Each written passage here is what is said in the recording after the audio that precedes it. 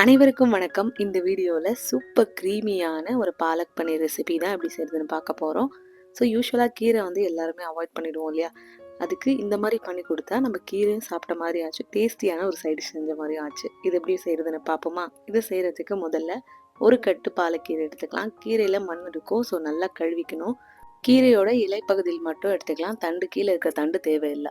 அதை நல்லா கழுவிட்டு இதை நல்லா வேக விட்டுறலாம். அதுக்கு ஒரு பாத்திரத்தில் நல்லா கீரையை சேர்த்துட்டு மூழ்கிற அளவுக்கு தண்ணி ஊற்றிக்கலாம். தண்ணி இவ்வளோதான் கணக்குன்னு இல்லை. இது மூழ்கிற அளவுக்கு தண்ணி சேர்த்துட்டு ஒரு அரை டீஸ்பூன் மட்டும் சர்க்கரை சேர்த்துக்கலாம். எதுக்குன்னா இந்த கலர் மாறாமல் இருக்கிறதுக்காக, அப்படியே பச்சை கலர்லேயே இருக்கும்.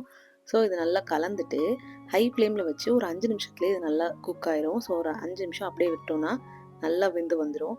கீரை வெந்துருச்சான்னு பார்க்கறதுக்கு அந்த நரம்பு பகுதி மாதிரி இருக்கு இல்லையா, அதை நம்ம ப்ரெஸ் பண்ணி பார்த்தோம்னா நல்லா சாஃப்டாக வெந்திருக்கணும். அவ்வளோதான். இது ரொம்ப நேரம் எடுக்காது, ஜஸ்ட் ஒரு 5 மினிட்ஸ்லேயே வெந்துடும். தண்ணியிலேருந்து கீரையெல்லாம் எடுத்துட்டு நல்லா ஆற விட்டுறலாம். இது கூட ஒரு 3 பச்சை மிளகா சேர்த்துருக்கேன். இது மைல்டான காரம். இன்னும் ஸ்பைசியாக வேணும்னா இன்னும் கூட பச்சை மிளகா சேர்த்து நல்லா அரைச்சி எடுத்து வச்சுக்கோங்க, தனியாக இருக்கட்டும். இப்போ அடுத்ததாக ஒரு பேஸ்ட் செய்கிறதுக்கு கடாயில் ஒரு 2 டீஸ்பூன் எண்ணெய், 1 டீஸ்பூன் சீரகம், 1 டீஸ்பூன் சோம்பு, நல்லா பெரிய வெங்காயம் 2 நல்லா பொடியாக நறுக்கி சேர்த்துட்டு வெங்காயம் கொஞ்சம் நல்லா வதங்கணும், நல்லா வதக்கிக்கலாம். இப்போ இதுலேயே ஒரு சின்ன சைஸ் தக்காளியும் சேர்த்துக்கலாம்.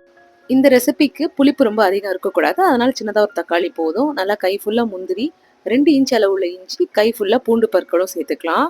இதில் முந்திரி ரொம்ப முக்கியம், ஸ்கிப் பண்ணக்கூடாது. அப்போ தான் உங்களுக்கு அந்த க்ரீமி டெக்ஸ்சர் கிடைக்கும். கடைசியாக ஒரு டீஸ்பூன் உப்பு சேர்த்து ஜஸ்ட் ஒரு மிக்ஸ் கொடுத்துட்டு நல்லா ஆற வச்சிடலாம். ஆறினதுக்கு அப்புறமா தண்ணி விட்டு நல்லா மையா அரைச்சி எடுத்து வச்சுக்கலாம். இது அப்படியே இருக்கட்டும். அடுத்தது ஒரு பேனில் 1 டீஸ்பூன் அளவு எண்ணெய் சேர்த்துட்டு 200 கிராம் அளவு பன்னீரை இந்த அளவுக்கு கியூபாக கட் பண்ணி சேர்த்துட்டு லைட்டாக டாஸ் பண்ணிக்கலாம். ரொம்ப டீப் ஃப்ரை பண்ணணும்னு அவசியம் இல்லை. இந்த எண்ணெயே போதும். ஜஸ்ட் டாஸ் பண்ணி தனியாக எடுத்து வச்சுக்கலாம். இப்போ அதே பேனில் 3 டீஸ்பூன் வெண்ணெய் சேர்த்துட்டு நம்ம அரைச்சோம் இல்லையா தக்காளி வெங்காயம் விழுது, அதை முதல்ல சேர்த்துட்டு மிக்ஸி ஜார் அலசி அந்த தண்ணியும் சேர்த்துக்கலாம். சேர்த்துட்டு ஜஸ்ட் நல்லா மிக்ஸ் பண்ணிவிட்டு ஒரு கொதி வரட்டும். நல்லா பபிள்ஸ் வர அளவுக்கு கொதிச்சதுக்கு அப்புறமா நம்ம அரைச்ச பாலக்கீரை விழுதையும் சேர்த்துக்கலாம். இதையும் லைட்டாக தண்ணி மிக்ஸ் பண்ணி அதையும் மிக்ஸி ஜார் அலசி சேர்த்துக்கலாம். இப்போ நல்லா கலந்துட்டு இந்த ஸ்டேஜில் உப்பு காரம் செக் பண்ணிக்கோங்க.